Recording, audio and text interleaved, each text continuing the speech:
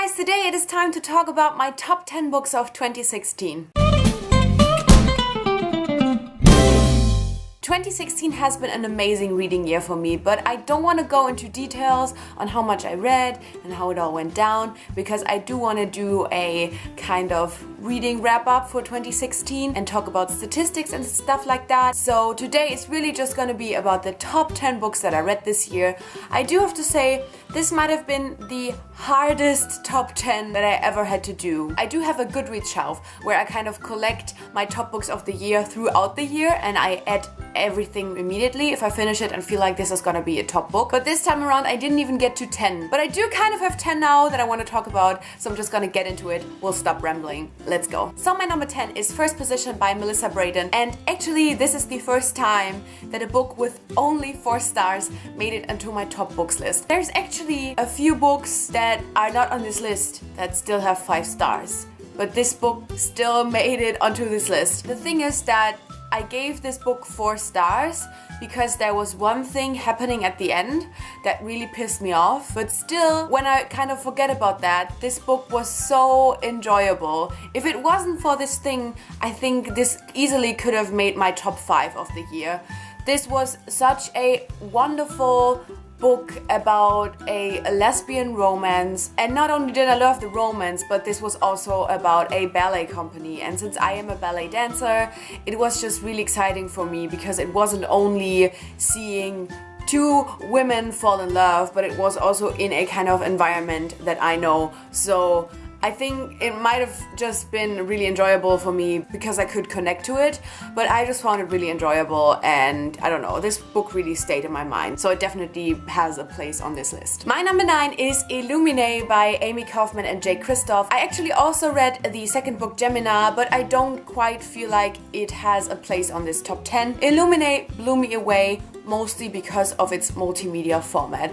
I thought that it was so well done, so interesting, and it really just kept me reading. I didn't want to stop reading it, and it went by so fast. And normally in these top 10s, when I have a series, I will rank books separately, just as I did with Illuminate. Illuminate made it on my list, but Gemini didn't.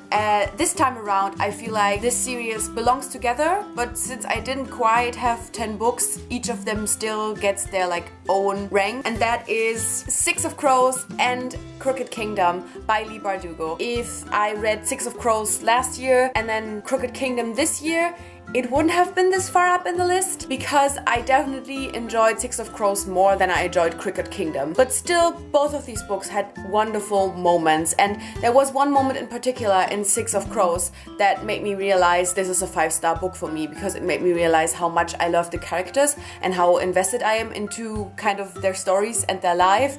And I had several of these moments in Crooked Kingdom, so I do feel like they both deserve a place on this top 10. Crooked Kingdom on number 8 and Six of Crows on number 7. I think this is such an amazing, good, great duology. It features a lot of diversity, which is just absolutely wonderful. I really just fell in love with Leigh Bardugo this year, and I'm so interested to see what she writes next. My number 6 is The Kingslayer by Virginia Baker. This is the second and final book in the Witch Hunter duology. Actually kind of similar to Six of Crows. I feel like if I read both of these in the same year, I probably would have put both of them together a bit higher up on the list. The Witch Hunter made my list last year. It was number 2 on the list. I do have to say I didn't enjoy The Kingslayer as much as I did The Witch Hunter, but I guess that it is still on the list says enough about how much I enjoyed this. I still really love about this story that it is so simplistic. I think it's really easy to understand, really easy to get through, but still so interesting. I'm sad to leave these characters. I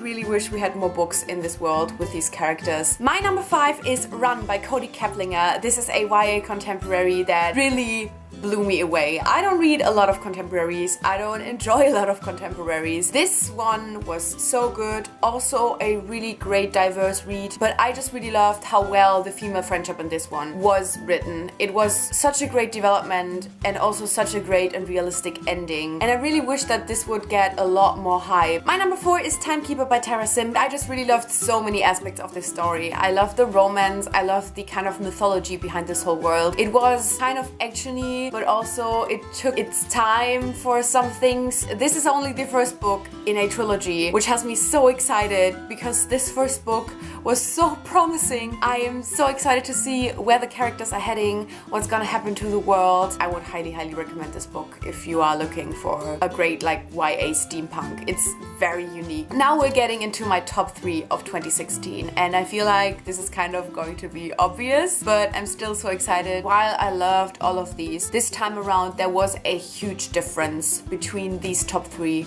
and all of the other books. If this is like Timekeeper or number 4, number 3 only starts here and then it goes all the way up there. These 3 books mean a lot to me in many different ways. My number 3 is This Savage Song by Victoria Schwab. Finally another YA book by Victoria Schwab. I fell in love with her when I read The Archived. The first books I read by her were YA books. I was so excited to read another YA book by her, and This Savage Song was absolutely beautiful. I'm so excited to see where this is going because it is going to be a duology, but I think it's gonna have even more value when the second book comes out, and it has a lot of value because it is a story that I feel like is very fitting to our current time, I guess to humanity in general, but especially in the current time, it's an important book. Yeah, I mean, just once again, such a wonderful, unique concept, characters amazing, world amazing.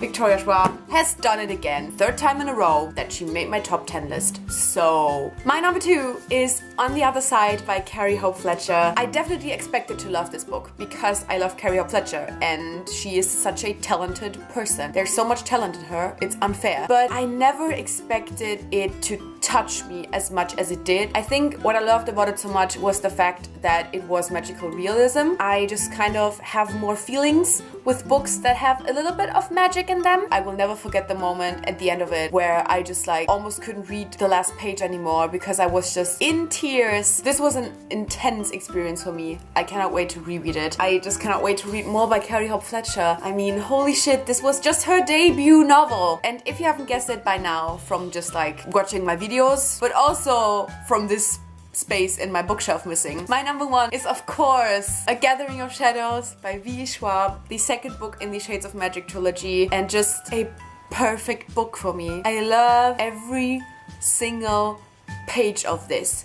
This put me in the biggest, most horrible reading slump of my life because it was so good that I didn't know how to live on. Sometimes it seriously surprises me that it was in February that I read this book because this book feels like it is part of my life. These characters feel like they are part of my life, and I cannot believe that this has only been a part of my life for such a short amount of time. Like, if I could marry a book, I would marry this book. A Darker Shade of Magic was my number 4 on last year's list. I didn't make it into my favorites of all time at that point. Well, it did this year. I mean, I also reread it, which also helped that, but definitely just seeing these 2 books together made me realize how amazing both of them are and how much I love them, and I absolutely cannot wait for the 3rd book, the final book in this trilogy. It's gonna be heart-wrenching. I'm almost expecting next year's number 1 to be A Conjuring of Light. I almost think there's no possible way that there's anything that could be better than that book. So these were my top 10 of 2016. I'm kind of nostalgic right now because this was just such an amazing reading year for me. I'm just so excited. 2016 was horrible in many ways, but wonderful in so many other ways, and I'm thankful that these books made this year a little bit less horrible. Let me know if you've read any of these books or what your number 1 book of 2016 was, and thank you so much for watching. I guess I'll see you soon. Bye!